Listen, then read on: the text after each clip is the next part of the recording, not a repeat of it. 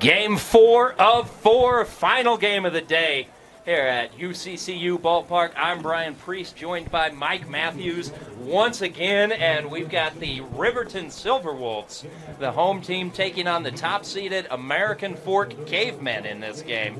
Should be a really exciting one. Let's give you the lineup for the American Fork Cavemen. So we're just about ready to get the first inning started. Leading off, senior C.J. Mascaro. Batting second, the junior second baseman, Bodie Gagaro. Batting third, it'll be senior shortstop Cooper Jones. In the cleanup spot, the catcher, Cash Polson. Batting fifth is the coach's son, designated hitter Crew Ingersoll. In the sixth hole, right fielder River Litke. Batting seventh is senior left fielder Max Miller. Harry Gardner's playing third base and batting eighth. And Brandon Upham batting ninth, playing first base. Rounds out the lineup for the American Fork Cavemen. And interestingly, Mike, as we look at this lineup, there are, well, I was mistaken. I thought it was only 2 players hitting under 400. It's actually 4 players. Crew Ingersoll hitting 356. River Litke hitting 395. Harry Gardner hitting 338. And Brandon Upham hitting 304. Those are the 4 lowest batting averages on this Caveman team. So what are you looking for out of Riverton starter McKay Linford, knowing that we've got such a powerful American Fork lineup? Yeah, American Fork can swing it, no doubt about it. Here's the thing with the pitching from Riverton. Again, much like we've seen throughout all of today, you've got to challenge the hitters. The key is keeping them off balance. If these hitters feel comfortable in the box, they're more than likely going to get a barrel to it, which then allows them to get more hits throughout this game. If you can keep them off balance, mix speeds, change eye levels, I think you could have some good success today. Oh, we've got a great crowd as the roar goes up right before the first pitch here. Linford rocks and fires. The left-hander delivers, fouled away, strike one. We are off and running here in the final game of the Tuesday 6A high school baseball playoffs. McKay Linford, the senior left-handed pitcher, he comes into this game with a 4-2 record. He's got a 5.35 earned run average, making his 12th appearance this season. Facing this very difficult American Fork lineup, as looks like the Riverton dugout getting some instruction from the home plate umpire. So lefty delivers a curveball, catches the inside corner, strike one on Mascaro. Strike two. Mascaro batting 400. He's driven in 28 runs. And strike three looking. Mascaro doesn't take the bat off his shoulders. Linford has his first K. And here's Bodie Gagaro.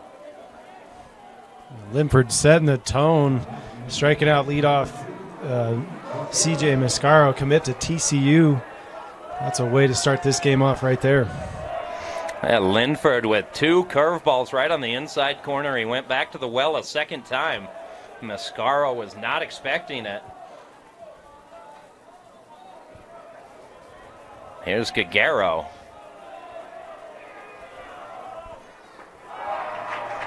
Strike one. Gagaro hitting 425. He's got 7 doubles and a couple of long balls.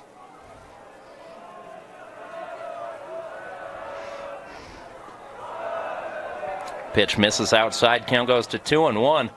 This 4th game of the day, I think we've got a pretty good sample size of the way the park is played today. Not a lot of home runs. You're not seeing balls clear the fence, but the extra bases, the gaps have been huge. We've seen a lot of doubles, handful of triples, and that's really where the money has been made by these offenses today. Yeah, I think it's of note to say if you're hitting today, the ball's not leaving the yard super easy today, so you're going to put ball on the line, try to put it in the gap, play a little bit more short ball if you have to. But, yeah, doubles and triples have won the games today. Timeout in the middle of Linford's delivery. Like the third base umpire calling time.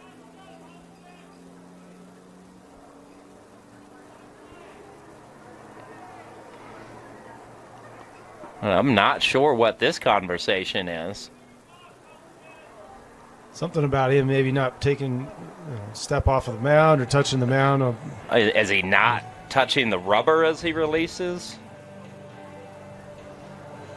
So you see Riverton's head coach come out to get the explanation as well from the third base umpire. So everybody says their piece. Well, these turf mounds, they don't develop holes like the dirt ones do, and so a lot of the times those you can still develop a fair amount of traction even if you don't step directly on the pitching rubber. And sometimes you'll see that step forward away from the pitching rubber, and in order to go through your motion, you have to be in contact with the pitching rubber. So that may have been the discussion there. Pitch misses inside, so a one-out walk authored by Linford. Gagaro heads to first. Here's Cooper Jones hitting .409. And it's an American Fork lineup that does not quit. Jones, a senior. He's got 9 doubles, 3 triples, and 4 home runs. So a lot of speed for Jones. He's driven in 30.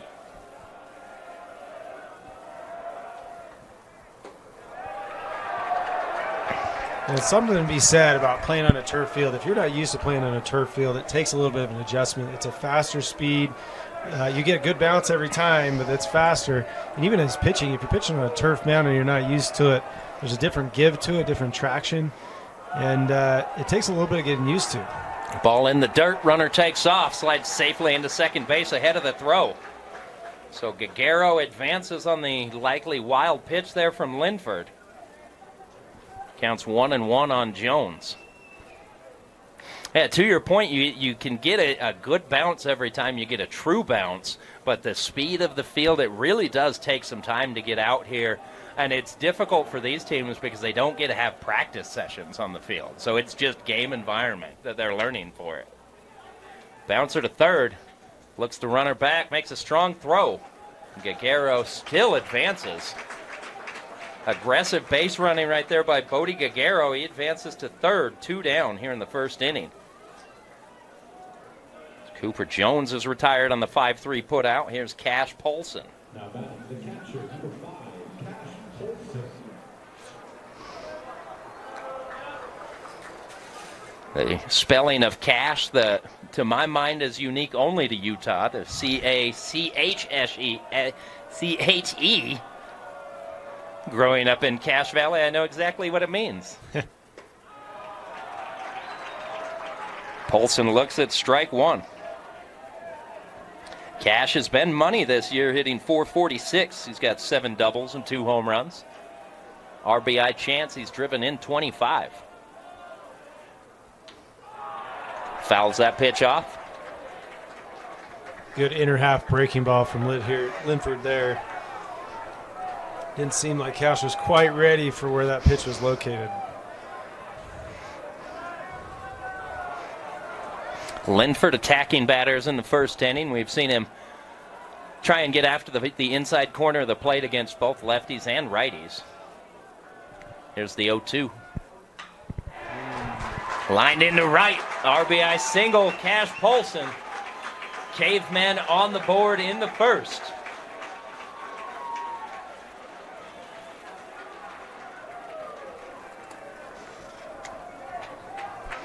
That brings Crew Ingersoll to the plate.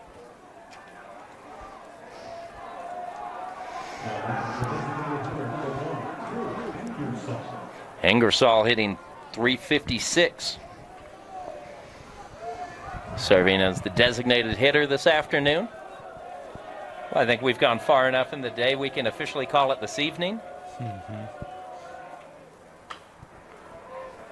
The semantics of language, always fun. I think we could probably look at making a few changes. We've seen a lot of pitching duels, lost low-scoring games, tight games. I have a hunch that this game might be a little bit more there might be more scoring in this game from both teams. Riverton can swing it just as much as American Fork can. So I think we may see a little bit of change in an offensive approach tonight.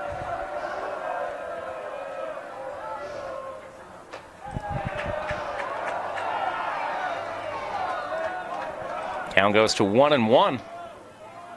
And these two teams, Riverton comes in 20-9, the Cavemen 24-4.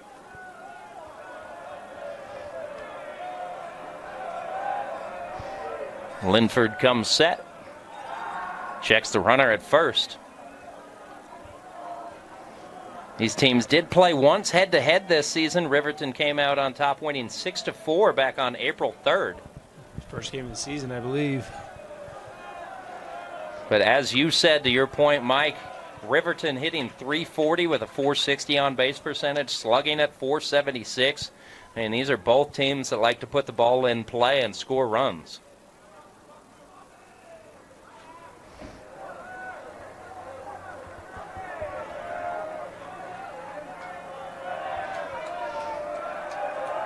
Counts 1-2.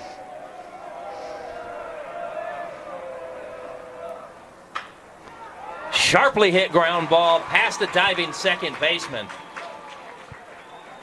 Runner advances to third on the play, Cash Paulson. So the Cavemen have runners at the corners, 2 down. They've already scored 1. And here's River Litke. At the plate for American Fork, the right fielder, number 3, River Litke. Litke trying to keep the carousel turning. Well, this is what you'd expect. AF's going to come out swinging the bats just like this. You've got to be ready for it. And Riverton-wise, when you get the chance to get outs, you've got to get them. And so far they have. They just, American Fork's getting hits. Good off-speed pitch by Linford gets Litke out in front. 0-1. Really, Linford's done a pretty good job getting ahead of hitters. A couple 2-strike hits. Just tough outs. These Cavemen are. Checks the runner at first. Here's the pitch. Pulled foul down the third baseline. Defensively for the Silverwolves, Gage Zulo in right, or in left, Gage Woods in center, Talon Bruce in right, Cohen Allred at third, McCade Ortiz at short, Stein Mozingo at second, and Bryce Mountier at first. Battery of Easton Levitt behind the plate and McKay Linford on the mound. There's the 0-2 pitch. Misses outside. That's a good pitch by Linford. I like the idea, trying to get Litke to expand his zone.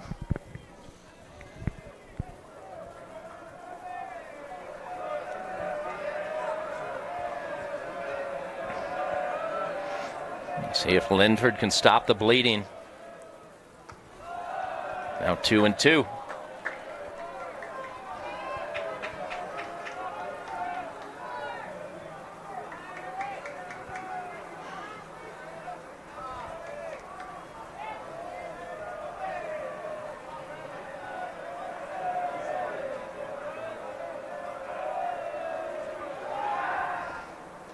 Courtesy check on the runner at first.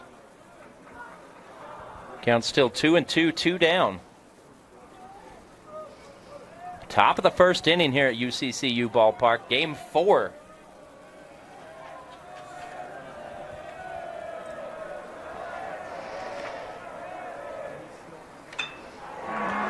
Line drive over a leaping second baseman. So an RBI single for River Litke. Ingersoll advances to third.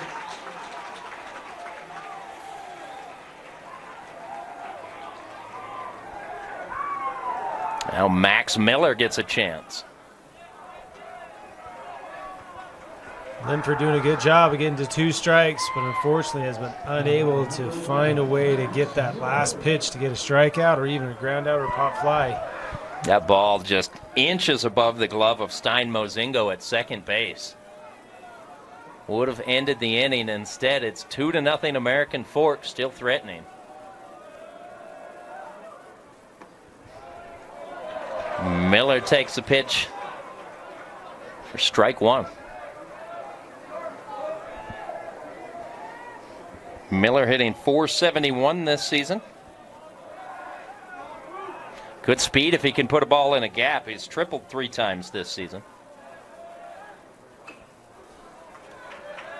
Just gets a piece of that inside pitch. Now behind 0-2. Steady game plan in regards to attacking him. He's thrown 2 pitches inside, whereas on the last batter it was a steady dose of pitches outside and down. 0-2 again. You got to get Linford's got to get it out. See what pitch he goes with here. Linford comes set. Another foul ball. Linford throwing a lot of pitches here in the first inning.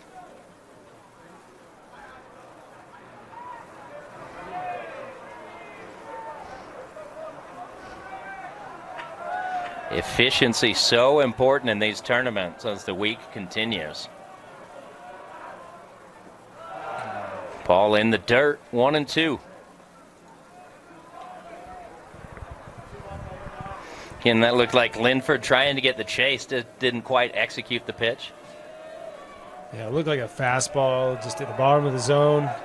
Trying to change his eye level, see if he can get him to chase something down. Another check on the runner at first.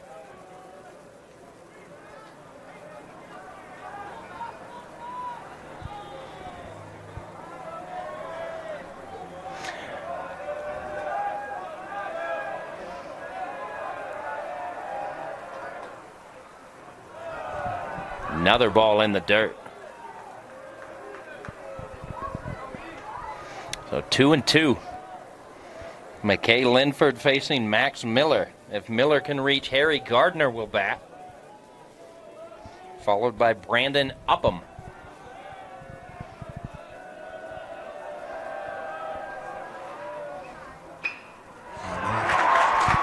RBI single through the right side. Litke safely into third. Another RBI single. The Cavemen poured it on early.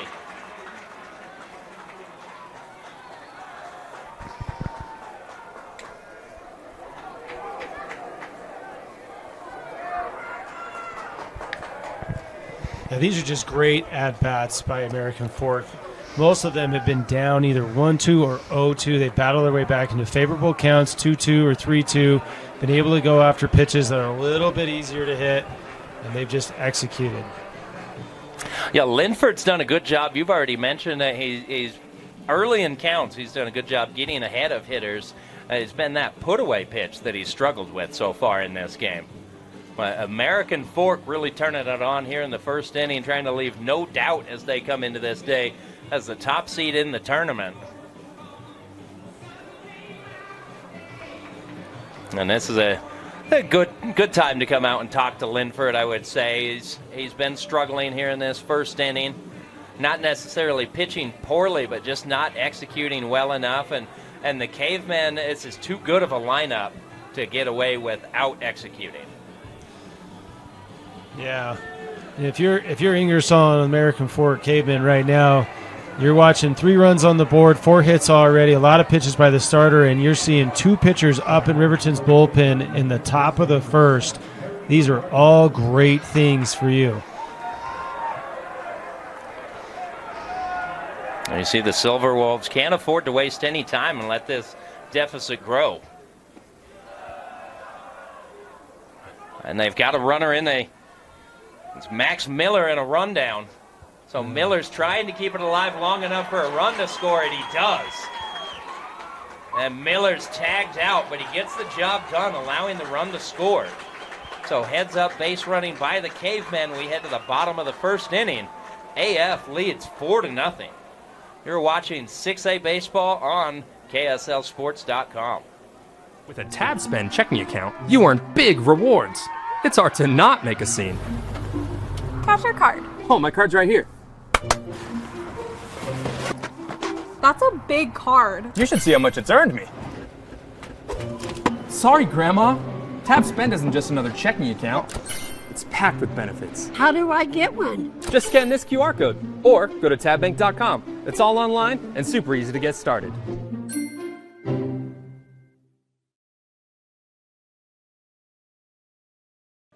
Tab Bank, home of the Tab Spend Rewards checking account with 3.5% annual yield on your account balance and 1% cash back on all eligible purchases.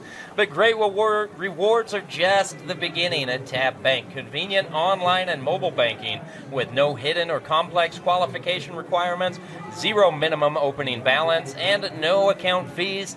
It's a big deal at Tap Bank, member FDIC.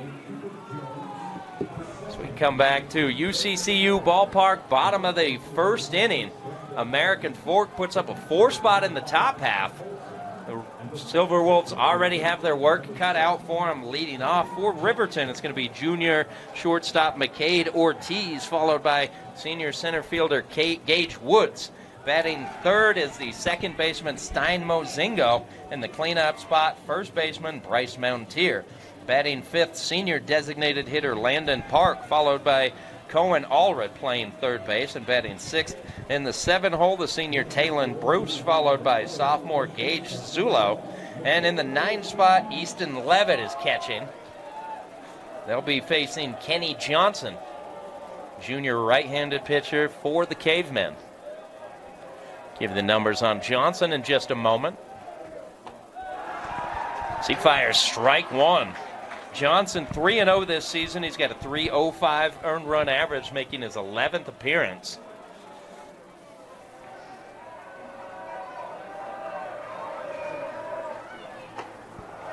Misses outside. Counts 1-1 on McCade Ortiz. And if you're Riverton here, you don't have to get all 4 runs back right now. What you need to do is start chipping away. Get a couple hits, get a couple base runners, maybe get a run this inning. The idea here is just to stop the momentum by American Fork and bring a little bit back towards you. Ortiz with the team high batting average .431. He's also tripled 4 times and doubled 4 times. Counts 2-2.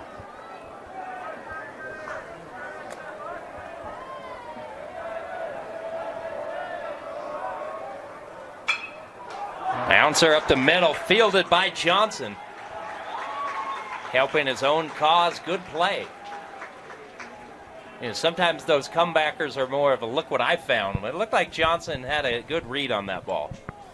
Yeah, it looked like he was ready for it. Good job by Olsen, though.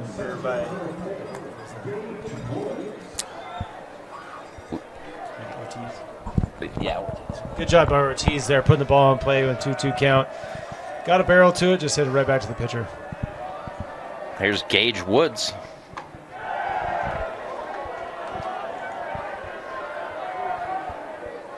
Woods has 8 doubles and 3 triples this year to go with 4 home runs. Starting center fielder this afternoon. Looks at strike one, even in the count.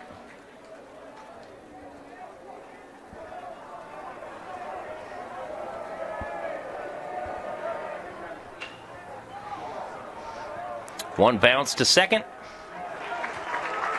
Strong throw. Woods is retired. So 2 up, 2 down. Here's Stein Mozingo.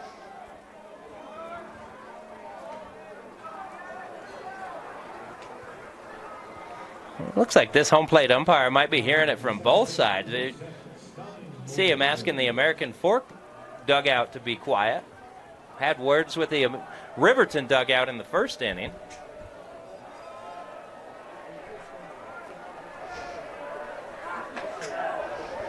Johnson misses outside.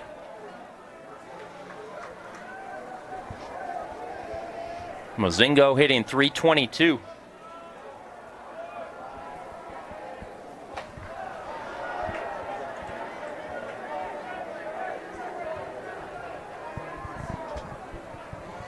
Now ahead 2-0.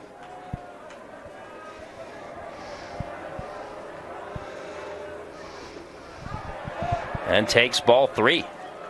So good at bat here by Mozingo, forcing Johnson to throw a few pitches after 2 quick outs.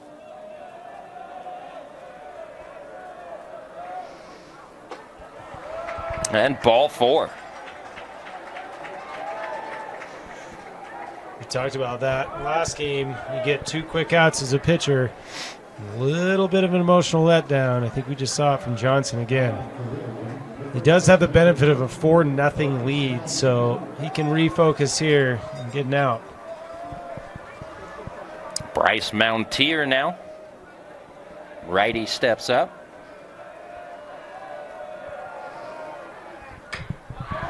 Goes the other way. That's going to carry. Catch is made by River Litke. So that ends the bottom of the first inning. The Cavemen strike first. They lead 4-0.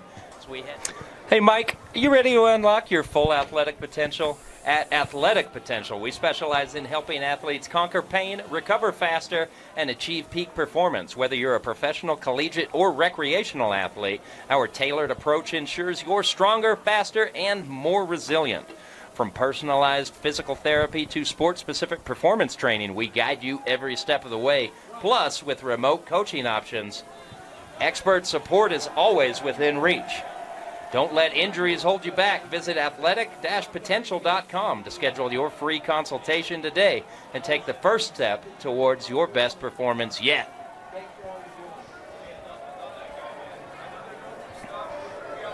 Harry Gardner leading off for the Cavemen. Gardner was at the plate when Max Miller got caught in a rundown. It was a designed rundown by Miller, allowing River Litke to score from third before Miller got tagged out to end the inning. So Gardner gets to restart the count, and he's now ahead 3-0. Linford just looks a little bit shaky right now. There's strike one. Gardner hitting .338. After him, it'll be Brandon Upham, and then the top of the lineup and C.J. Mascaro. Linford again catches the inside corner. Good job of battling back after a 3-0 count.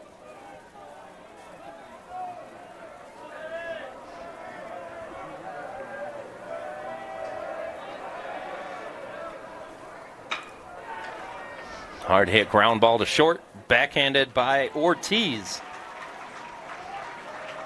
And they get the out. So Harry Gardner's retired, one down. Great job by Linford there. 3-0 count. Battle back, throw 3 straight strikes, get a ground ball. 1 out in the inning. Nice job. There's the senior first baseman, Brandon Upham.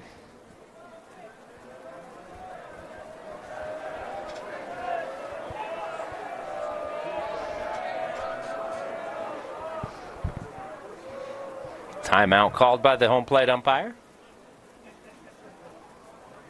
Linford wants a new ball.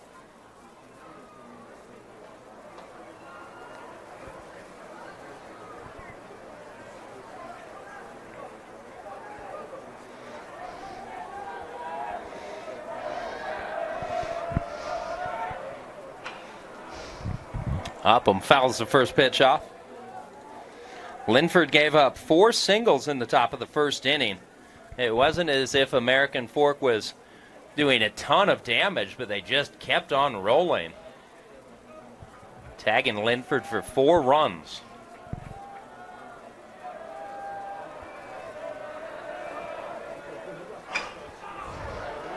Upham chopper to third. Good throw from Cohen Allred. 2 up, 2 down.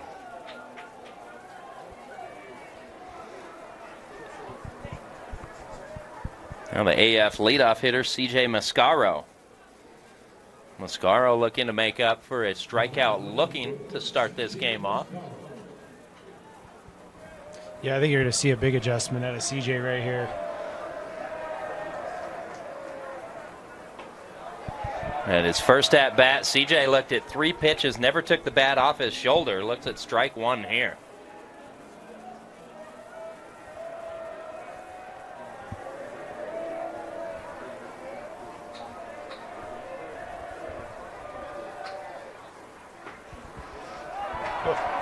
And Linford gets the benefit of the call on that one, catching the outside corner. That is a pitcher's pitch if there ever was one.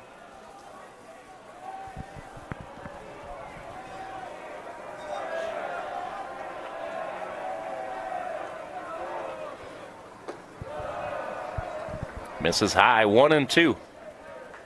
2 down here in the top of the second inning.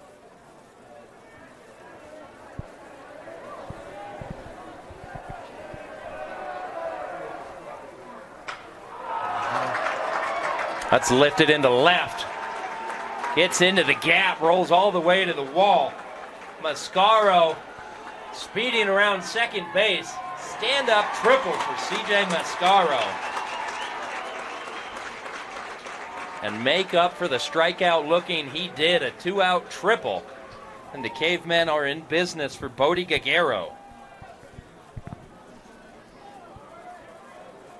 Yeah, that pitch is out over the plate. 2 strikes. Probably a little too good for a good hitter like CJ. He just took a barrel to it and just went with where it was pitched. So an RBI chance now for Gaguero, hitting .425. Caveman second baseman walked and scored in the first.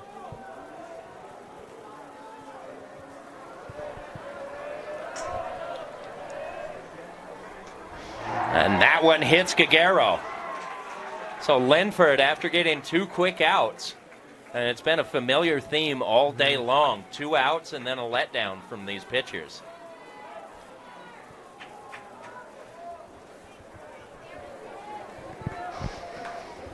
Yeah, it's something you see at every level too. I mean, it's from the little league level almost always to up to professional. Albeit you don't see as much in the professional ranks, but it does happen. It's hard not to, as a professional, as a pitcher, to feel a relief getting 2 quick outs and nobody on base with 2 outs. It's hard to maintain that side of mental focus, but it's one of those things that has to be done. Otherwise, you end up like innings like this. Misses high, ball 1. Cooper Jones. Jones grounded out to third. Started the day hitting .409.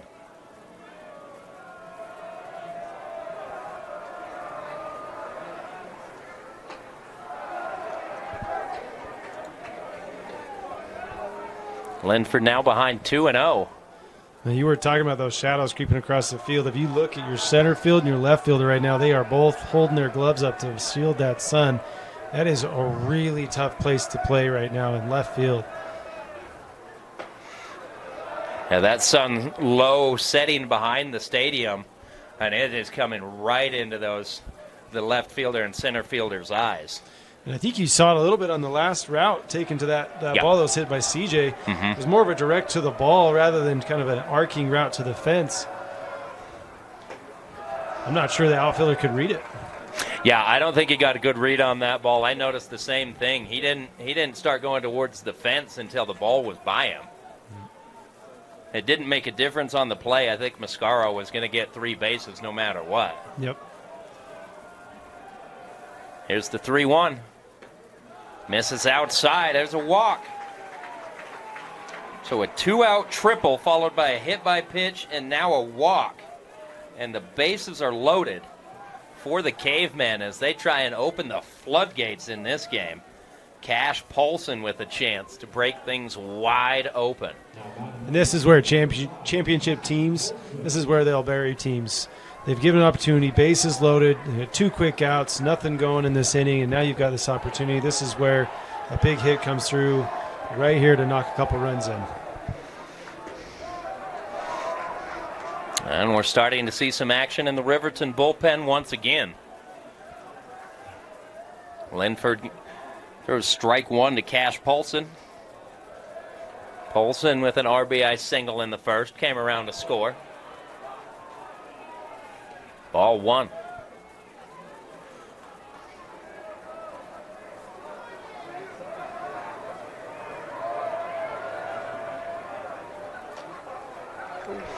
The big thing for American Fork in this one, it's no one player getting a big hit. It's everybody contributing up and down the lineup. And I can tell you as a pitcher, that is extremely frustrating because there's no ability to let off. You know that the next guy up is just as damaging as the guy before. And that puts a lot of pressure on you as a pitcher, thinking that you have to make every pitch perfect so that you don't have to face that next guy. And typically when you get tight like that, making sure that you feel like you have to make every pitch perfect, that's when things end up middle of the plate and you start getting hit around pretty good. Paulson out in front of that ball. Shallow center fielded over the shoulder catch made by the shortstop, McCade Ortiz. Good play by Ortiz to get Linford out of the inning. A bases-loaded jam. American Fork scoreless. We head to the bottom of the second. Cavemen leading 4-0. You're watching 6A baseball on KSLSports.com. Kenny Johnson still on the mound for American Fork as we head to the bottom of the second inning. Johnson will face the 5, 6, 7 hitters for Riverton. It's Landon Park, Cohen Allred, and Talon Bruce.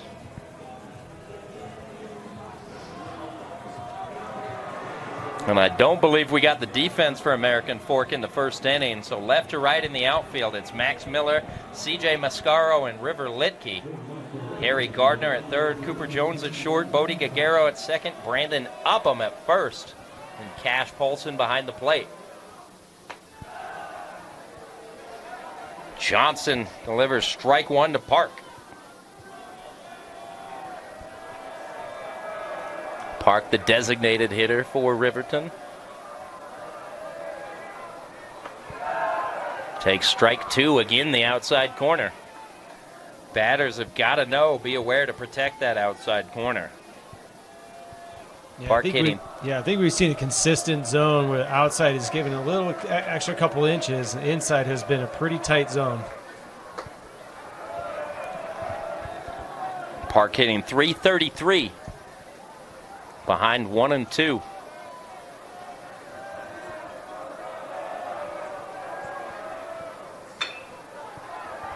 Chopper coming in on it is Cooper Jones at short. Strong throw.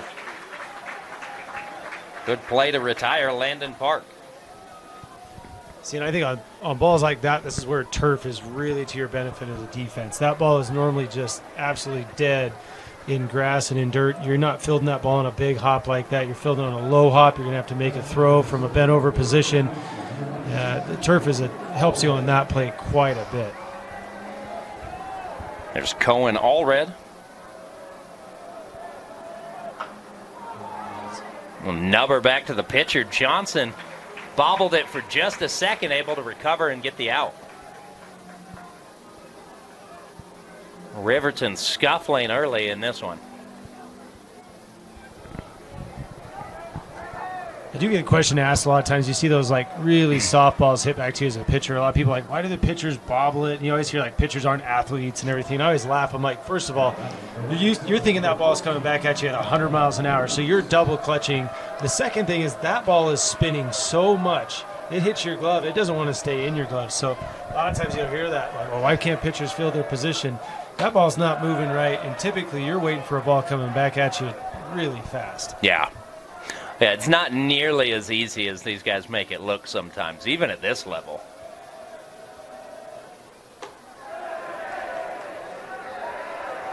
Appeal down to third. Not able to check his swing is Bruce. So counts 1 and 1, 2 down here in the bottom of the second. Bruce hitting .306. Johnson misses outside.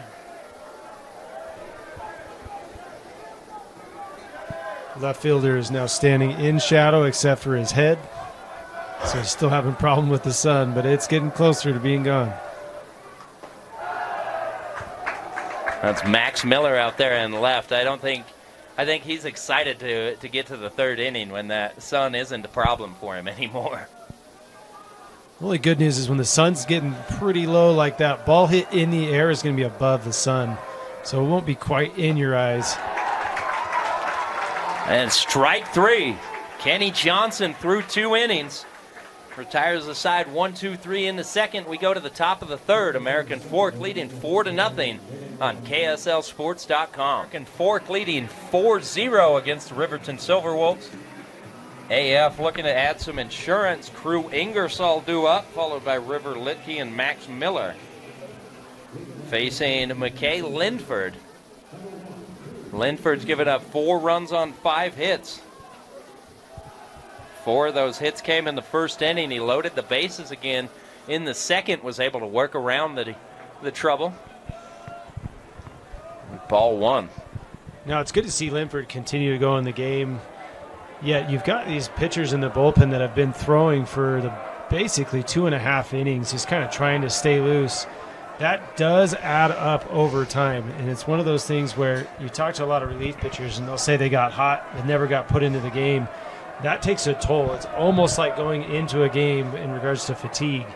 So I'm curious to see how this might play out if some of these pitchers continue to stay warm and Linford continues to stay in the game.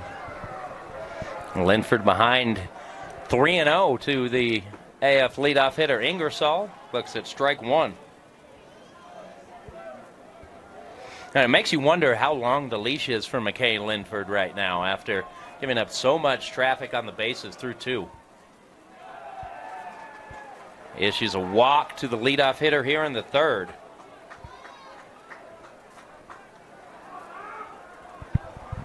Yeah, the other thing to take into consideration is when you have pitchers that throw a lot of pitches in one inning, those pitches don't count all the same. If you're throwing over 20 to 25 pitches in an inning, every pitch after that is worth more in regards to fatigue.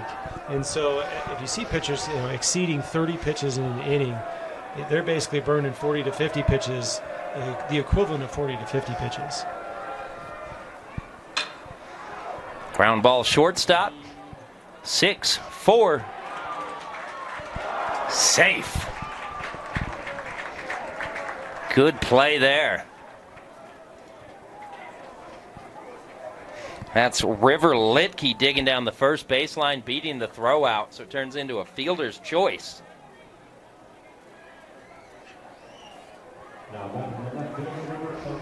And to your point, not just the physical workload of the number of pitches thrown in an inning.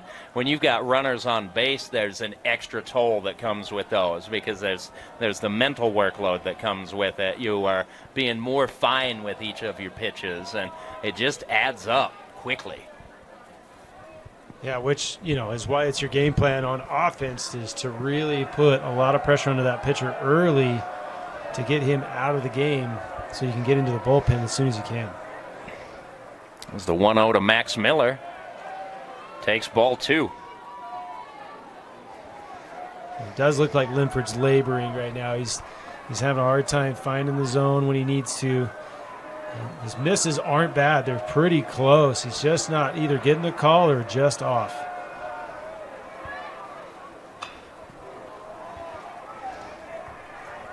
Miller fights that ball off.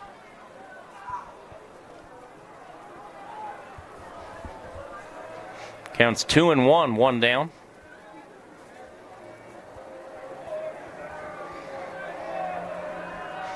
Miller singled in the first, was stranded there. Check on the runner at first. Everybody's safe.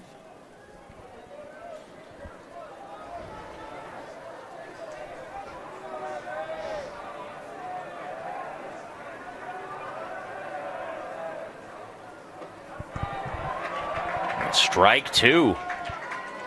Miller can't catch up to that fastball at the top of the zone.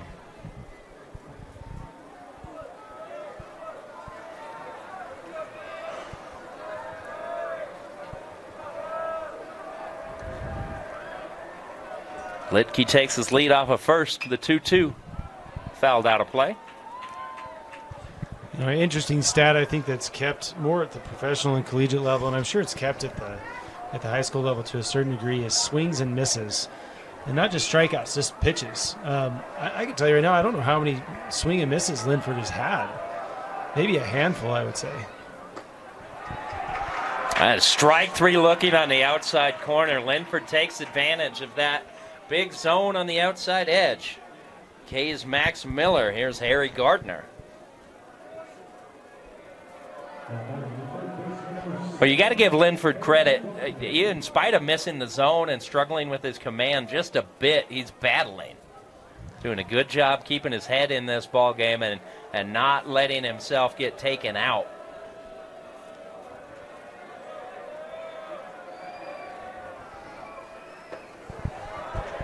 Another curveball finds the zone.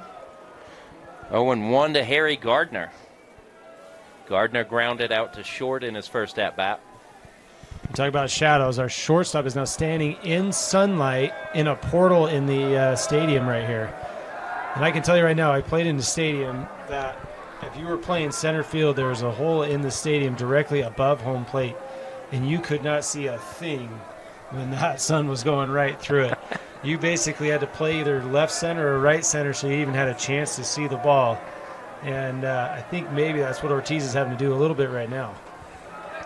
It's almost like they don't consult the players when they build these stadiums. Come on, guys. Well, you see at BYU at their stadium, that they have the exact same problem, but what they have done is they've designed or put up essentially drapes that go across those openings now, so they don't have that problem anymore. There's the 1-1, misses high and away. 2-1.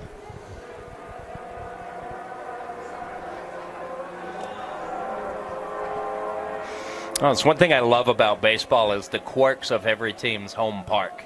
And there truly is a home field advantage if teams play it the right way. Great. Strike 2. Good pitch by Linford attacking Harry Gardner.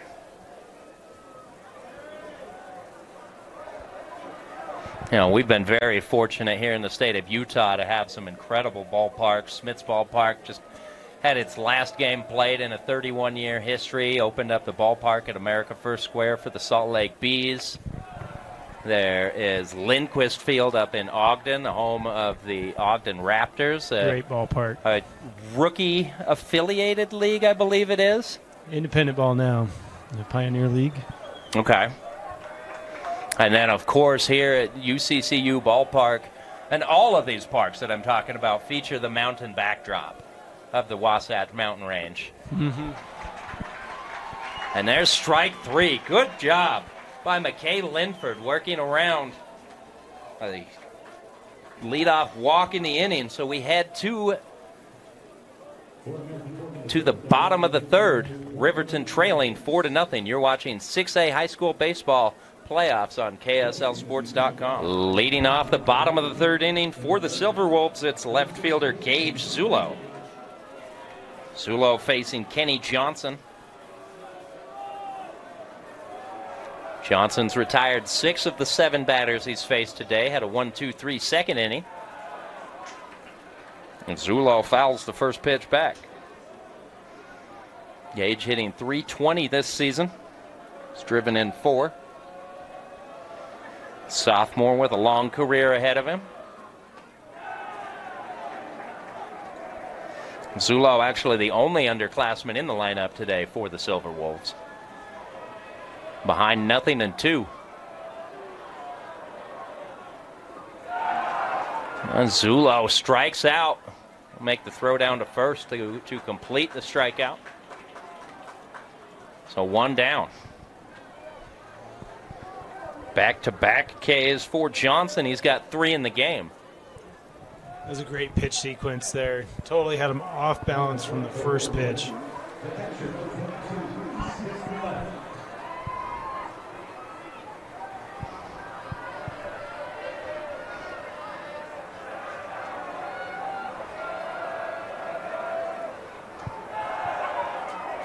Clips the outside corner.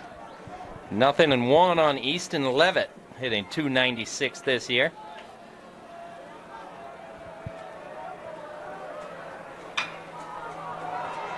Bounce to the third. It's not going to be a play. That'll go down as an infield base hit for Easton Levitt. Turns the lineup over for McCade Ortiz. It's the first hit of the day for the Silverwolves. See if they can get some work done here in the third inning against Kenny Johnson.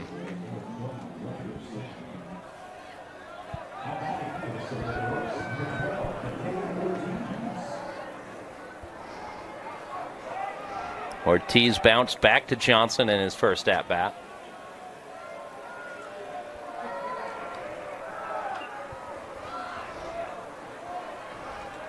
Foul ball for strike 1. Pretty healthy hack from Ortiz right there. I think he saw the pitch that he wanted.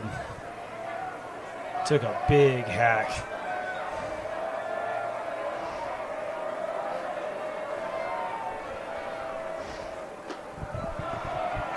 Johnson misses outside.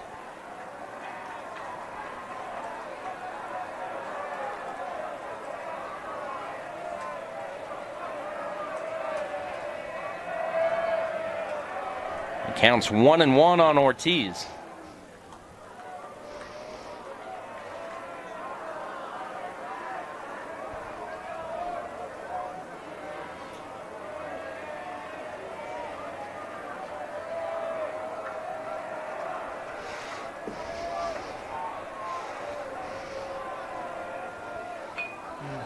Tries to get the bunt down, pushes it foul. Would have been a good idea right there. Yeah, I really like that idea by Cade Ortiz here. You look at the third baseman where he was playing back. Ortiz has got great back control, good speed. You're not expecting it. 1-1 count. I think that's a great idea. Just didn't quite get it down. So that pushes the count to 1-2. Another check on the runner at first. Levitt back in safely.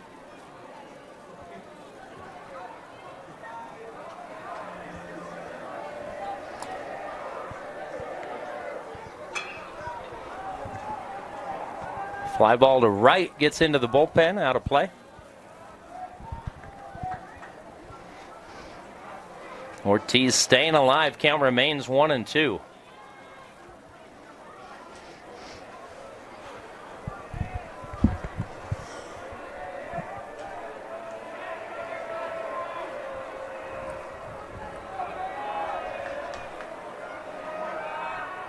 Another check on the runner. Close play this time. Levitt back in safely.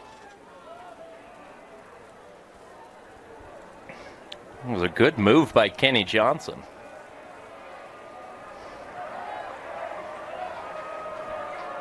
Shakes off. Now he gets the sign he wants. The pitch. Liner right back up the middle. Base hit.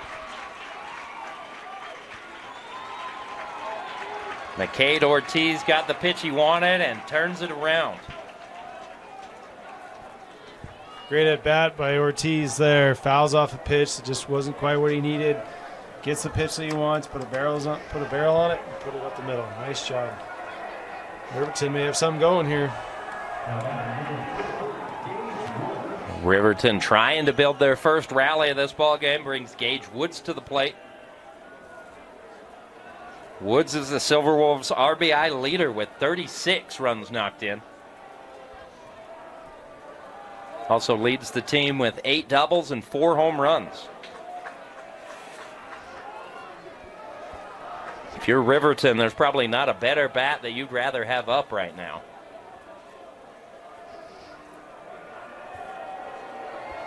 Levitt takes his lead off a second. Ortiz at first. Johnson set.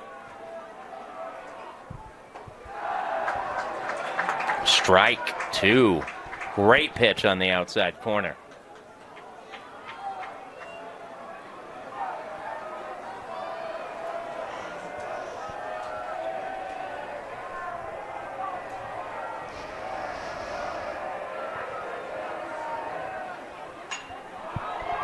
Line drive left field coming in. Cannot make the catch.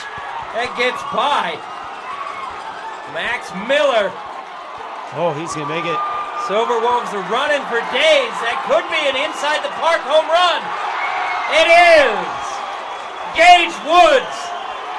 Plates 3 for the Silverwolves. Max Miller came in on that ball. It was dying. He couldn't make the catch. It skips under his glove and rolls all the way to the wall, and that is all Gage Woods needed.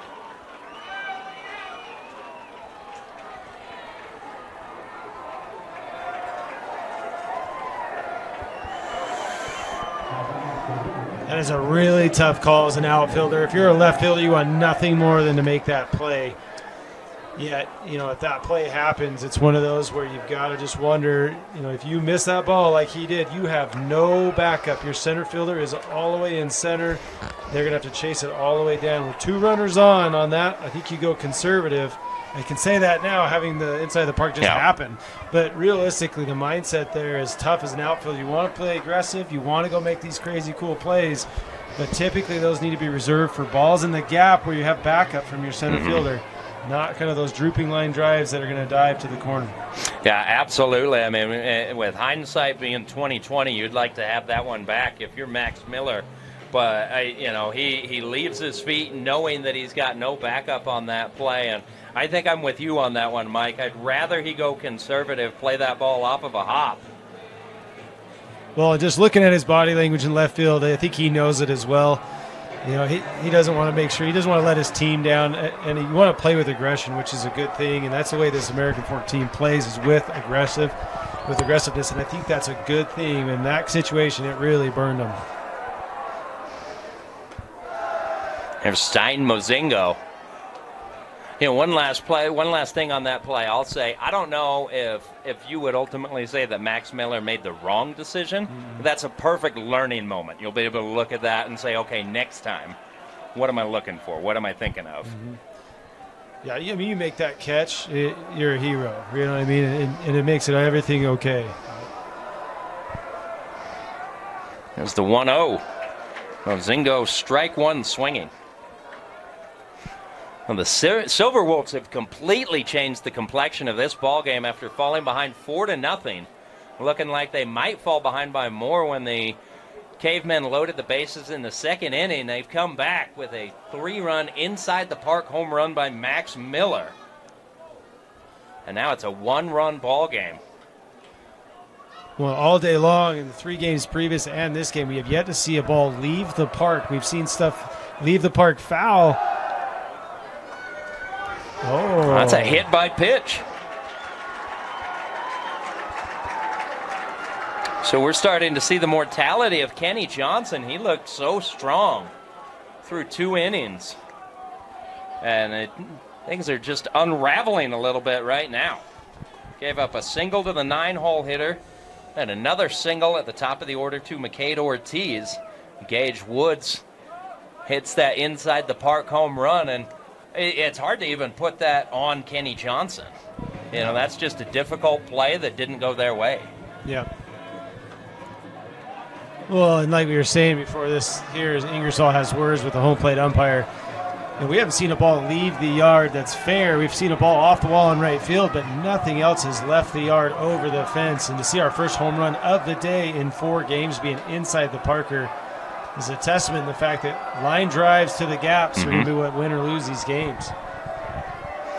Here's Bryce Mountier. Still 1 down in the bottom of the 3rd. Mountier takes ball 1.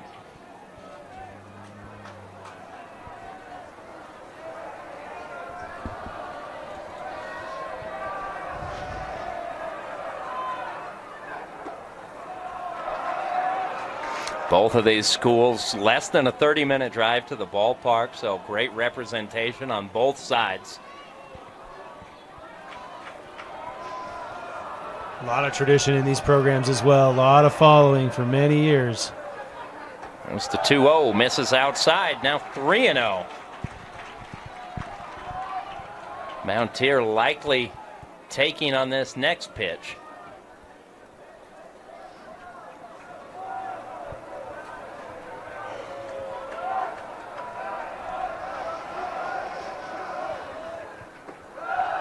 Strike 1.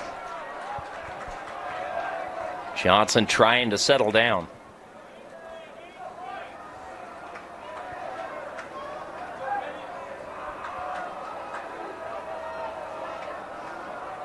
Johnson checks the runner at first. Pickoff attempt, another close play.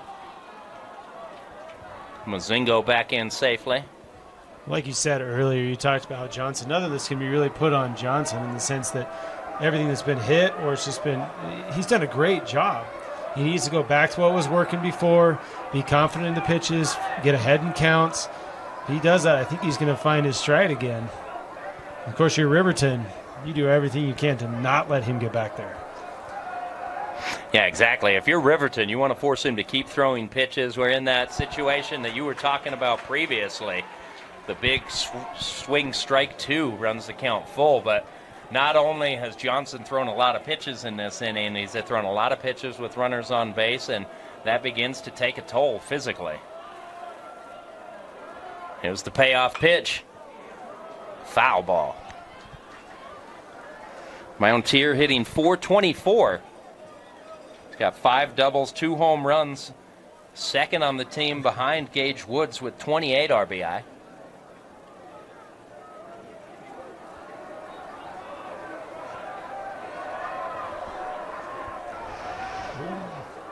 Another check on the runner.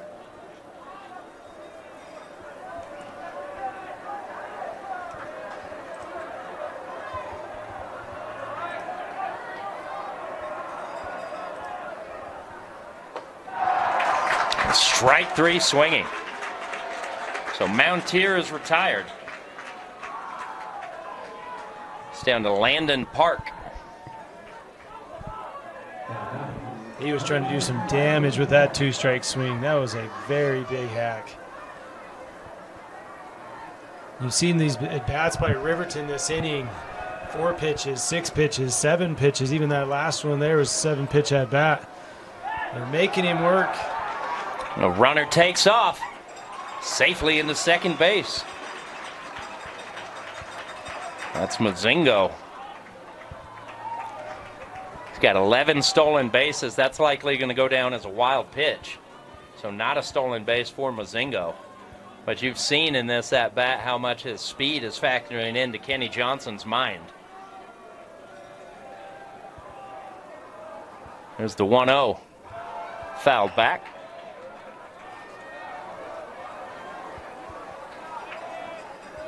As the sun starts to set behind UCCU ballpark, I don't see any more patches of sun on this field.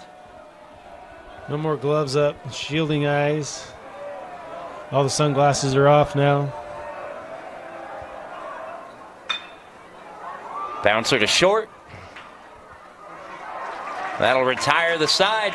Riverton strikes back. They scored 3 on a 3-run inside the park home run from Gage Woods. We go to the 4th inning. American Fork leading the Silverwolves 4-3. You're watching 6A high school playoff baseball on KSLSports.com. Bank, home of the Tab Spend Rewards checking account with 3.5 annual percentage yield on your account balance and 1% cash back on eligible purchases. But great rewards are just the beginning at Tab Bank. Convenient online and mobile banking with no hidden or complex qualification requirements, 0 minimum opening balances, and no account fees. It's a big deal at Tab Bank, member FDIC. Leading off the 4th inning for American Fork, it's a 9-hole hitter, Brandon Upham. Still plugging away on the mound is McKay Linford. Give Linford credit battling through a difficult first 2 innings.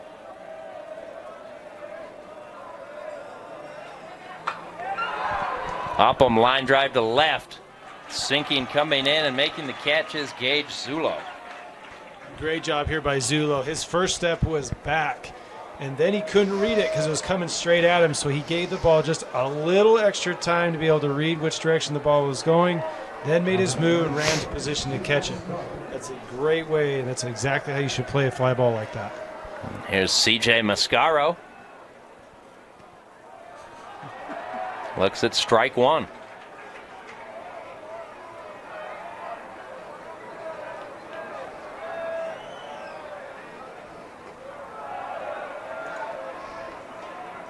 That ball evens the count 1-1. Mascaro tripled back in the 2nd inning. He was stranded at 3rd. Swings at that ball way outside of the zone. Not a good swing by Mascaro.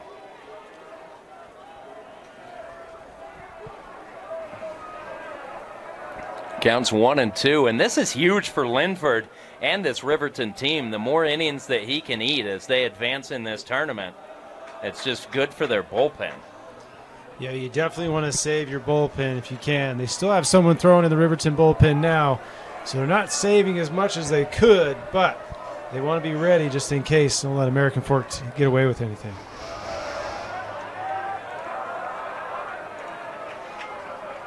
That runs the count full, 3-2.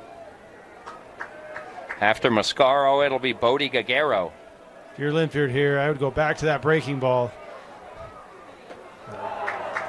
Misses outside with the fastball instead, so a 1-out walk. Here's Gagero. Gagero has reached twice.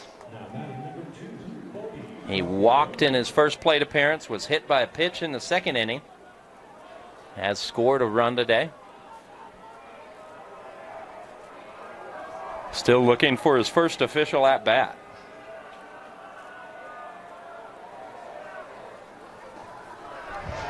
Takes strike one.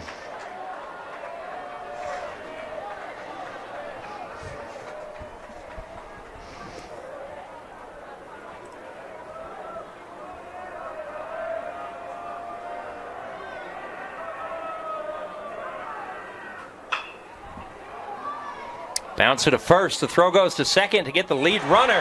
Back to first. Double play. It's going to be a 3-6-3 double play for the Silverwolves. They get out of the inning. No runs for the Cavemen. We head to the bottom half of the fourth. 4-3 AF in front. You're watching KSLSports.com. Are you ready to unlock your full athletic potential? At Athletic Potential, we specialize in helping athletes conquer pain, recovering faster, and achieving peak performance. Whether you're a professional, collegiate, or recreational athlete, our tailored approach ensures you're stronger, faster, and more resilient. From personalized physical therapy to sport-specific performance training, we guide you every step of the way. Plus, with remote coaching options, expert support is always within reach. Don't let injuries hold you back. Visit athletic-potential.com to schedule your free consultation today and take the first step towards your best performance yet.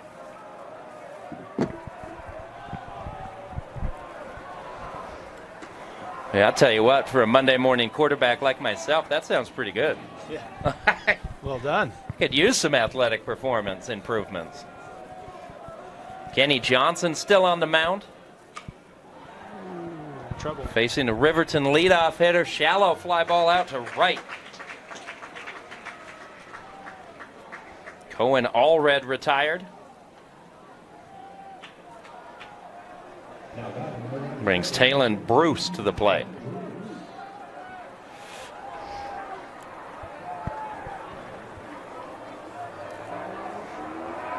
See if the Silverwolves can keep momentum after putting a 3 spot on the board in the third.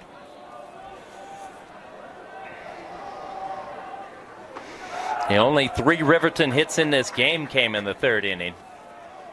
It was an inside the park home run from Gage Woods, who got them back in this ball game.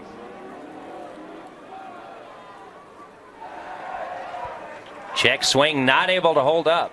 Behind 0-2.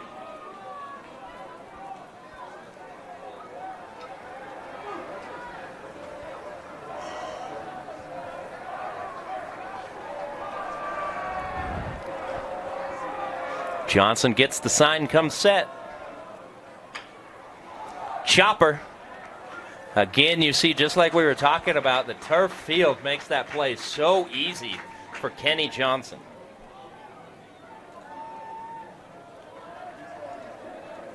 So Bruce is retired. Here's Gage Zulo. Yeah, if you're Riverton, you were hoping to come into the dugout after that great double play to end the last inning and start putting base runners on board, maybe get a few more runs. 2 quick outs by American Fork.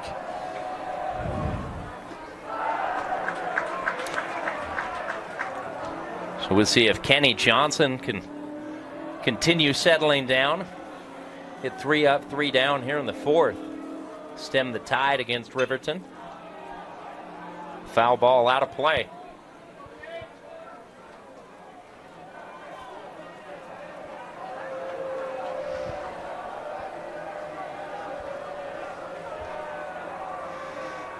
Count remains 0-2. And strike 3 swinging. Kenny Johnson retires the side in order. We head to the next half inning. American Fork leading 4-3. You're watching 6A high school baseball playoffs on KSLSports.com.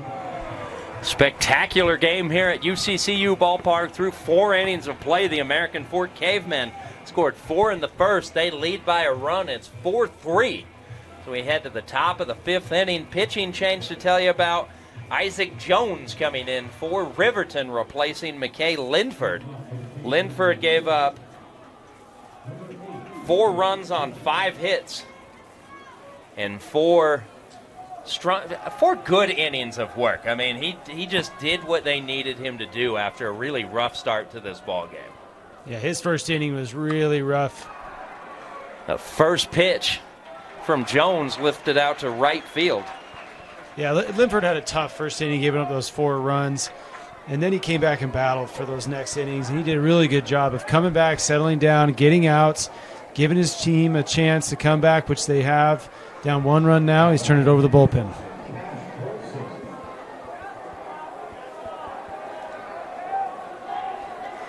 There's Cash Paulson. Paulson is 1 for 2 today. Singled and scored in the first. Does have an RBI. High fly ball, center field. Going back on it is Woods. Makes the catch, 2 down. So 2 quick outs from Isaac Jones. Give you the numbers on him. He's making his 15th appearance. Comes into this game with a 3-1 record and a sterling 1.7 earned run average in those 15 appearances.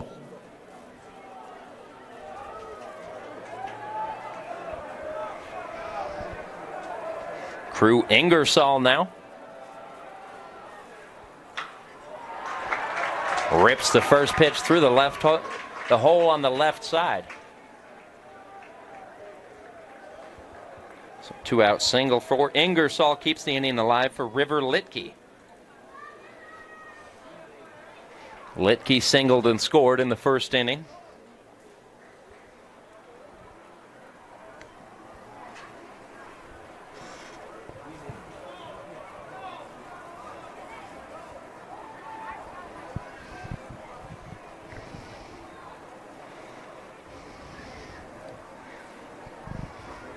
Well, it looks like we're going to have a pinch runner. So there's a quick delay. The pinch runner gets ready. Coming into the game, it's number 20. That's Boston Jones coming in to run for Crew Ingersoll.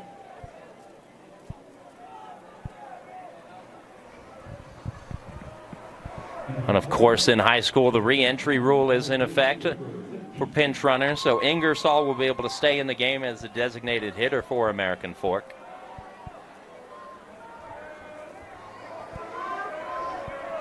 And here's Litke.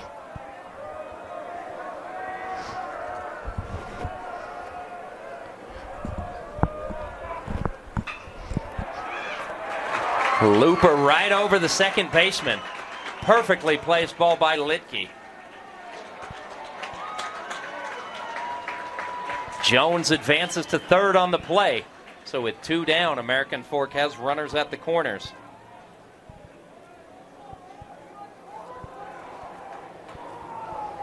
And stop me if you've seen it before, Mike, but 2 outs and now back-to-back base hits again. Yeah, I think the only thing would differ is that you look at those others, those letdowns we talked about. That's usually, not finding the strike zone or just, letting free passes. Both those pitches that were hit, they were good pitches. They were competitive pitches. American Fork just put good swings on them, got hits. That's more of a testament to AF's approach at the plate, being ready to hit, regardless of how many outs there are.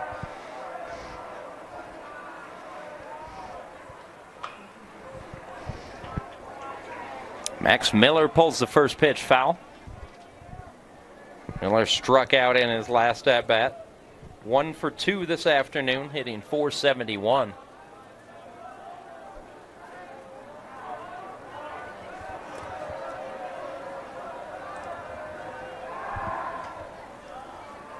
Throw over to first.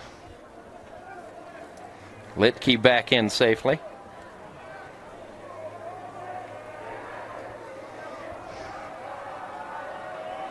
Don't expect Litke to be going anywhere here. Not with 2 down. We've seen it from Ingersoll already. We'll put that runner in first in motion to see if we can get third base to cross before that final out is made. May tempt him at throwing the ball down to second to get the out.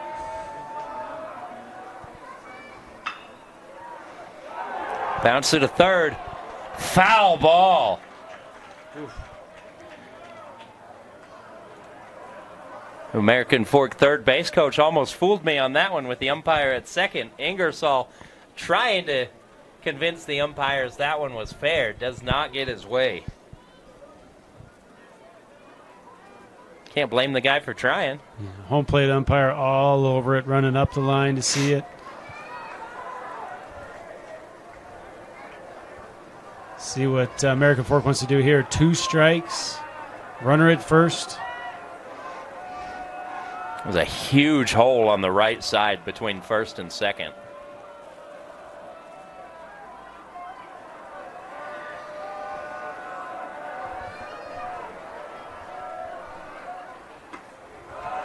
Great spot. Jones trying to get Miller to go fishing. That's a dual purpose pitch. If that pitch is a strike, that's strike 3. If the runner goes at second, you have a chance to throw him out at second. If not, it's a good heart pump fake just to second and maybe look at third. And the 1-2 fouled back. Miller just gets a piece of that one. I don't think he felt comfortable on that swing. Fortunate to stay alive.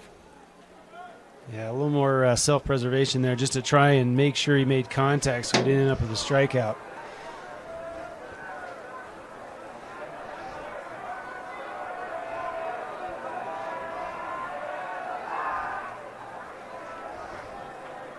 As twilight settles in here at the ballpark, starting to see the insects coming out a little bit.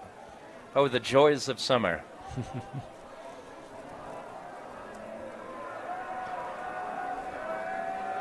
And the 1-2 pitch misses outside.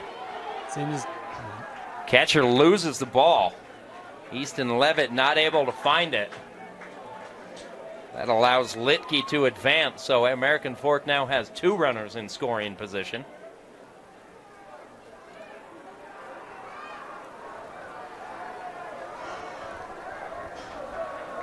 Well, this simplifies it for Riverton's pitcher here. You got to get the guy at the plate here.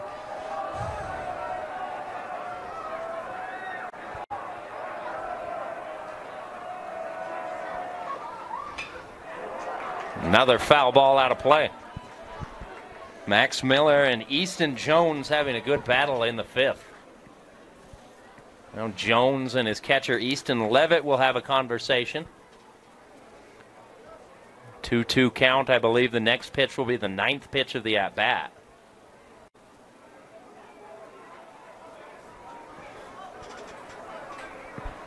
I think the catcher's got an idea of what he's seeing. He's looking over at the bench, telling him to send another pitch call in.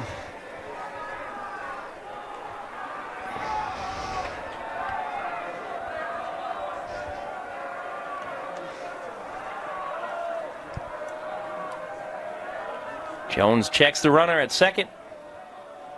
Here's the 2-2. Base hit. Should score 2. Max Miller gets the job done. American Fork strikes back. The Cavemen lead 6-3.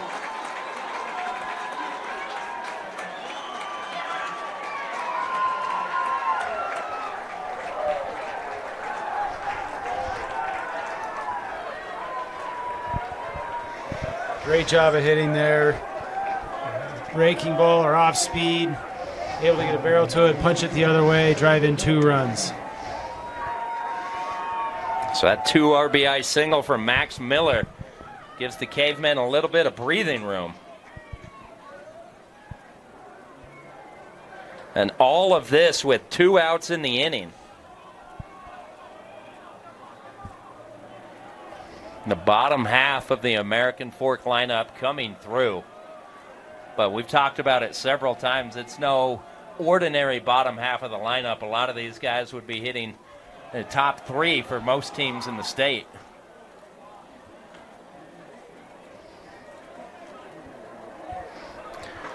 So Max Miller at first, Harry Gardner at the plate.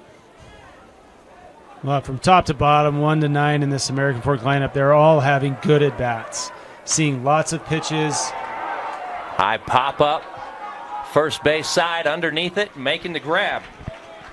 Bryce Mountier makes the catch to end the inning, but American Fork adds 2 insurance runs. The Cavemen lead 6-3. You're watching 6A high school baseball playoffs on KSLSports.com. UCCU ballpark. Kenny Johnson still on the mound for the Cavemen. Johnson gets a boost with 2 runs in the top of the 5th inning. He comes into this bottom half of the 5th, leading 6-3. Leading off for the Pioneers, it's number 22, the 9-hole hitter, Easton Levitt.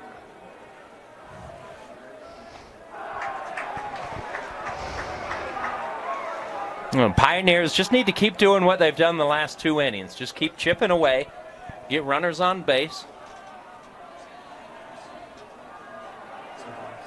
Silverwolves, sorry. It's the 4th game of the day, folks. It's a purple team. We just got done calling the Lehigh game. My fault.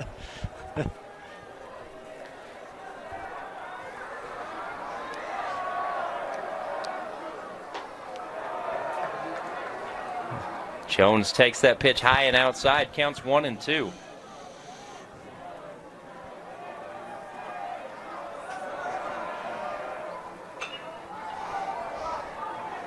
Popped right side, foul territory. Gets into the bullpen. Yeah, if you're coaching Ingersoll here, you love that you come out and your pitcher throws 2 straight strikes and is challenging this hitter. Your team just put up 2 runs in the top of the 5th. You want nothing more than get a 0 really quickly right here. It's the second at bat for Levitt. He singled and scored in the 3rd. Just stays alive, barely gets a piece of that ball. And it looks like Cash Polson, the American Fork catcher, a little bit worse for the wear. After that play, he seems okay.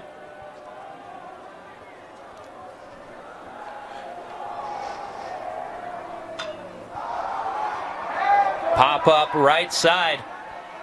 That'll get out of play and into the stands.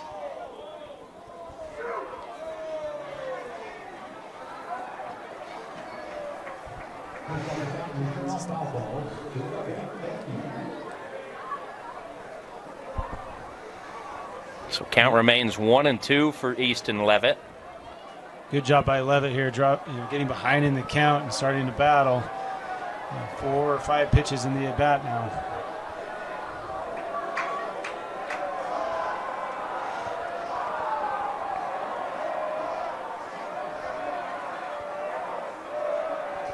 There's the 1-2. Fly ball center field. Mascaro makes the catch, 1 down. Top of the lineup, McCade Ortiz now. Ortiz singled and scored in the 3rd.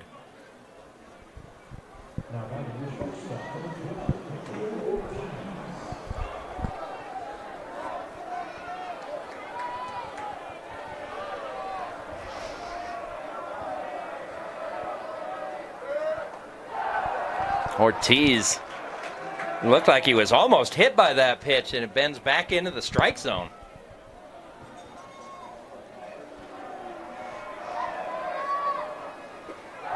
And strike 2. Kenny Johnson ahead of the second batter, 0-2.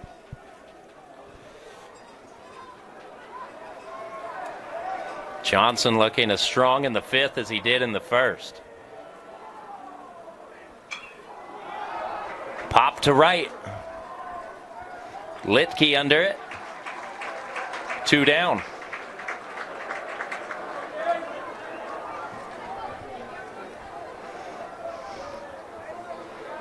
So 2 quick outs for Kenny Johnson here in the 5th inning.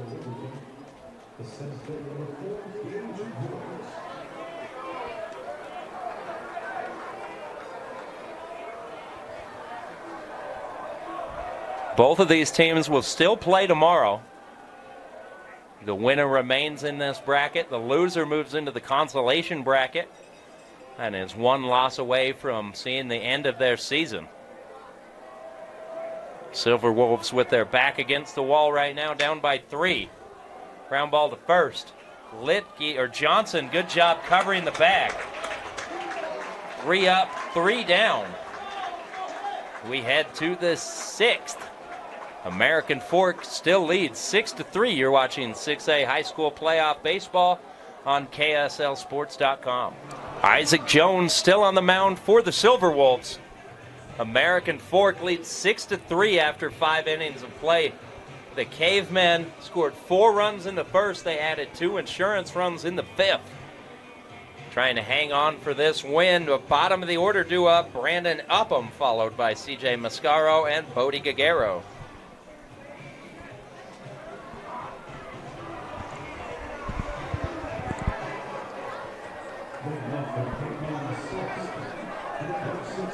And what an incredible day of baseball so far.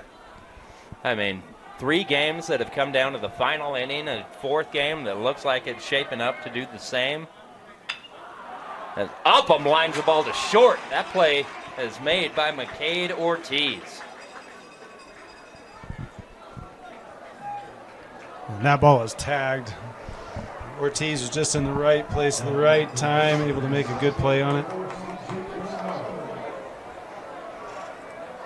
You can't beat the scouting reports at this level. Here's CJ Mascaro. Mascaro squares around, pulls it back, takes ball 1.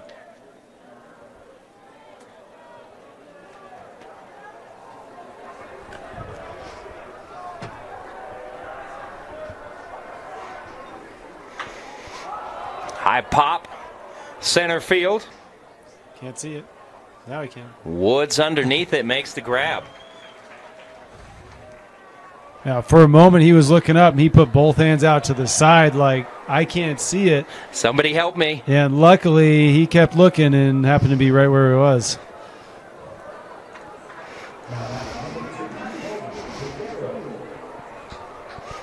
There's Bodie Gagero.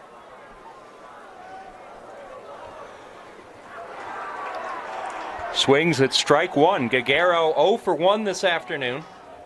Walked and scored in the first inning, was hit by a pitch in the second. Grounded into a 3-6-3 double play to end the 4th. Another pop-up, second base this time. And the catch is made, so a quick inning authored by Isaac Jones. We head to the bottom of the 6th. American Fork leading 6-3. You're watching high school baseball on KSLSports.com. Stein Mazingo set to lead off here in the bottom of the 6th inning for Riverton. 3-4-5 due up after Mazingo. It'll be Bryce Mountier and Landon Park. As the Silverwolves have their work cut out for them here in Orem. They trail the top-seeded Cavemen 6-3. Down to their final 6 outs of the ball game. Kenny Johnson still on the mound, looking strong.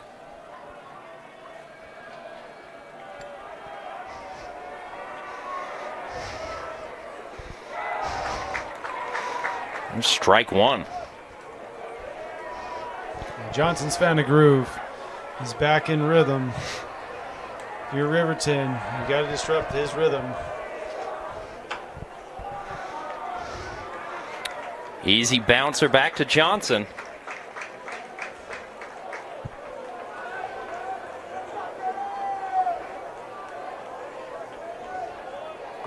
It's now 9 straight batters retired by Johnson in this game.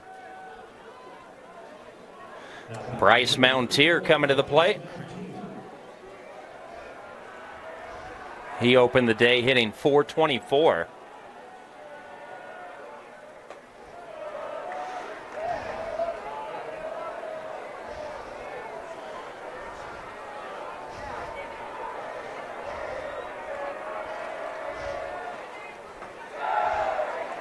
Catches the outside edge, evens the count 1-1.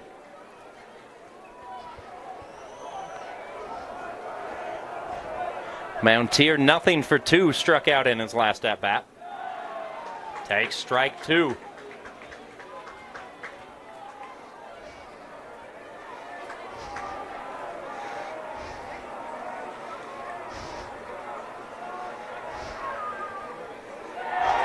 And strike 3. Throw down to first to complete the strikeout.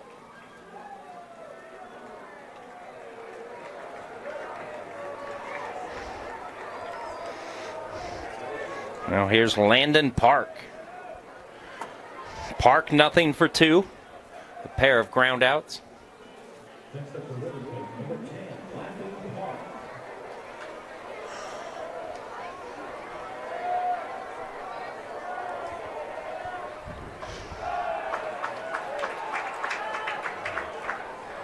Everything's flowing for Johnson. Oh, breaking ball for a strike. Breaking over the inside corners. Fastball is locating outside.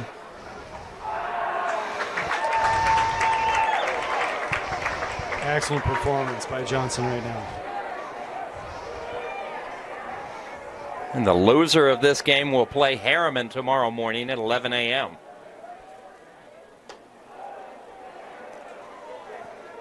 Johnson misses outside, counts 1-2.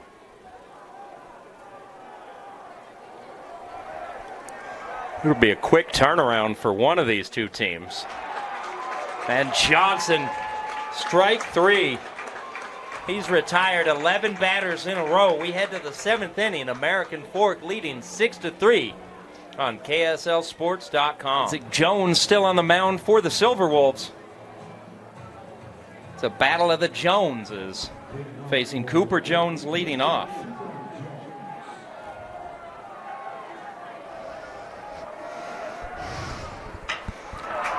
Jones turns the first pitch around for his first hit of the day. A leadoff single. As American Fork looks to add some insurance. There's Cash Polson.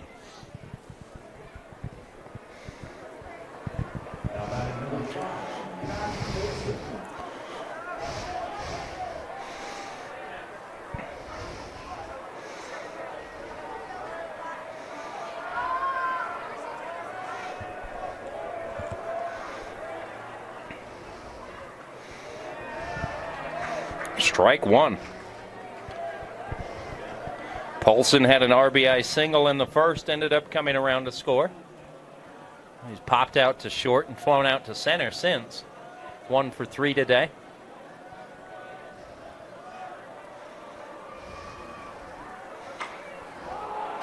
High fly ball, left field. Coming in on it is Zulo. He'll make the grab.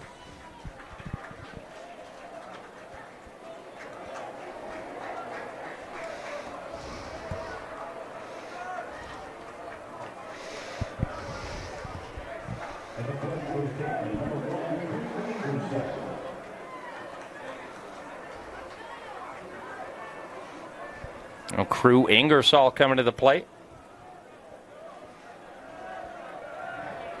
Yeah, if you're American Fork, you want to get any insurance runs you can, knowing that Riverton does have the capacity to come back quickly and score runs. And a big league pop-up right there from Ingersoll. The shortstop calls off the third baseman. McCade Ortiz makes the grab. That's the first time Ingersoll's been retired today. Here's River Litke.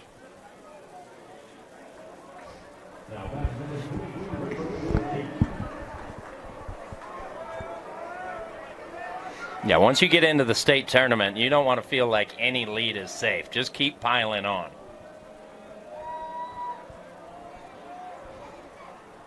And I'm sure the coaches have drilled that into these teams' heads. Never let your guard down, never let up. Yeah, you see it time and time again. Teams that seem down, pitchers are rolling, and all it takes is 1 or 2 hits.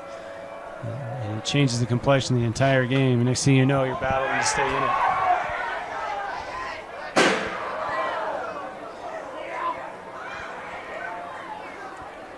And counts 1-2 after that foul ball. Litke has singled twice and scored both times.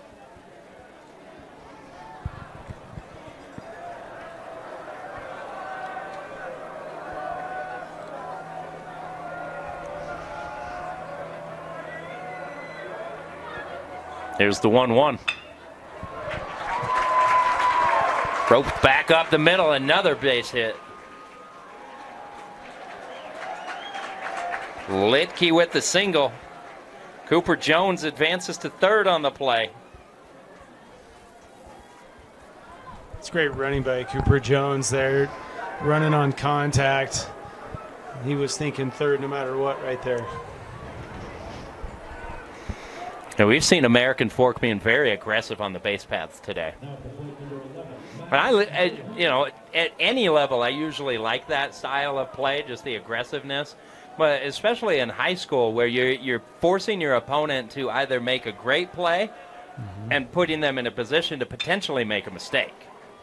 So bouncer up the middle. Shortstop will step on the bag. That retires the side. We head to the bottom of the 7th inning. Riverton trails by 3. You're watching high school baseball on KSLSports.com. With a TabSpend checking account, you earn big rewards. It's hard to not make a scene. Cash or card? Oh, my card's right here. That's a big card. You should see how much it's earned me. Sorry, Grandma. TabSpend isn't just another checking account. It's packed with benefits. How do I get one? Just scan this QR code or go to tabbank.com. It's all online and super easy to get started. Silverwolves down to their final 3 outs here in the bottom of the 7th inning. It'll be Cohen Allred followed by Talon Bruce and Gage Zulo. The trio facing Kenny Johnson. Johnson, who's retired the last 11 batters he's faced. On a roll, looking for a complete game. First pitch lifted out to right field, going back on it, making the grab is Litke. 1 down.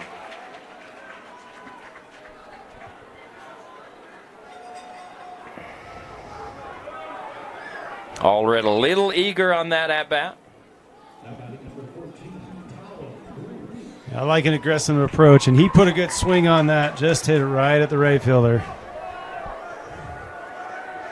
Now Talon Bruce hitting .306. Takes strike 1. Bruce is 0 for 2 against Johnson today. Struck out in the 2nd inning, grounded out to the pitcher in the 4th.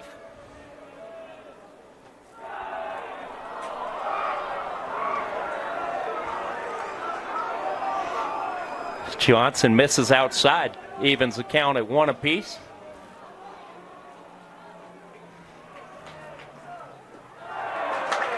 Strike 2 swinging. Bruce behind 1-2.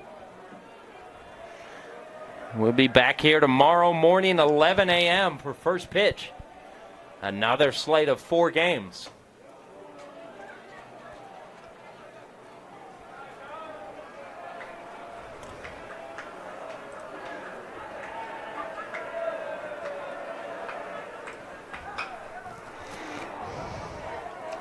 Dumps that ball into the Riverton bullpen. Counts 2-2. We've seen some really good games today. Almost every game has been close. Some have come down to the last inning. It's been great high school baseball.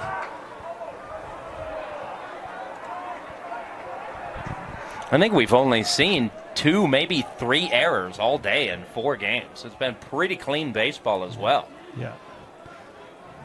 And it's just a testament to these teams. The teams that can make the plays that should be made. The teams that typically win are going to find themselves playing in playoff baseball, and that's all of them here. Every one of these teams is fundamentally sound, well coached, can hit the ball and can pitch.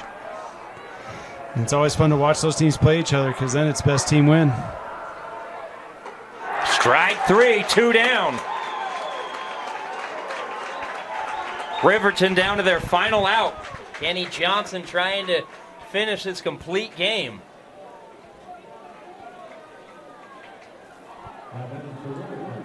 And Johnson looks as strong now, perhaps even stronger in the 7th than he did to start this game. You can tell he's got the big mo on his side. That's on me, guys. That's a hit by pitch. Had one out left. Had to say it. Oh, the broadcaster's jinx. If it was a basketball game, he would have missed a free throw. Here's Easton Levitt. It's the 9-hole hitter. If Levitt can reach, it'll turn the lineup over for McCade Ortiz. This is a big at-bat right now, and you can tell American Fork knows it.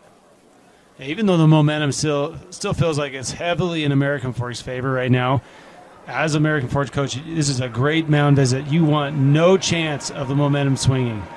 You have 2 outs. You were on a roll. Got a hits batsman. Now you got a runner at first. Go out, tell your team, look, we need 1 out. Let's get this job done. You talk to Johnson. Hey, look, you're doing just fine.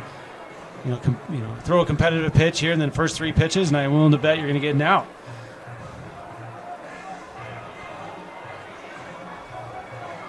I like that. Johnson gets a boost from all of his teammates. Gets his head right. Now he's got a chance to close this game out against Easton Levitt. On the other side, Levitt, he is 1 for 2 this afternoon. He singled and scored a run, and if he can reach, he's got a chance to change the tenor of this ball game in the 7th. Bouncer to short. Throw goes to second. American Fork wins the ball game 6-3. One heck of an outing by Kenny Johnson. He improves to 4-0. Mike, what are your takeaways from this one? Well, we talked about in the beginning of the game, we knew that there were going to be some offense in this game, and that's what we did see. We said the offense that gets going and stays going is going to win this game, and that's what happened. However, American Fork, Kenny Johnson, what a game. Comes out and throws an absolute gem, -1 inning. He gives up 3 hits over the course of 7 innings. Absolutely dialed in today, and that's how you pitch in the playoffs. Kenny Johnson, the one stat I have for you before we close, folks. Johnson retired 14 of the final 15 batters that he faced today. Just an outstanding outing. American Fork, they put 4 runs on the board in the 4th inning. That would have been enough to win it, but you love to see them add some insurance in the 5th as they head into Wednesday with a little bit of momentum. Now Riverton has a chance to lick their wounds overnight, come back here tomorrow afternoon and try and pick up a win and turn things around. But that closes things out for us here today at UCCU Ballpark in the 2025 6A Baseball State Championships. The American Fork Cavemen pick up the 6-3 win. They score 6 runs on 10 hits, no errors. Riverton scores 3 runs on 3 hits, no errors. I'm Brian Priest. He's Mike Matthews. We'll be back tomorrow morning, 11 a.m. here at UCCU Ballpark as the 6A Baseball State Championship continues. You're watching baseball on KSLSports.com.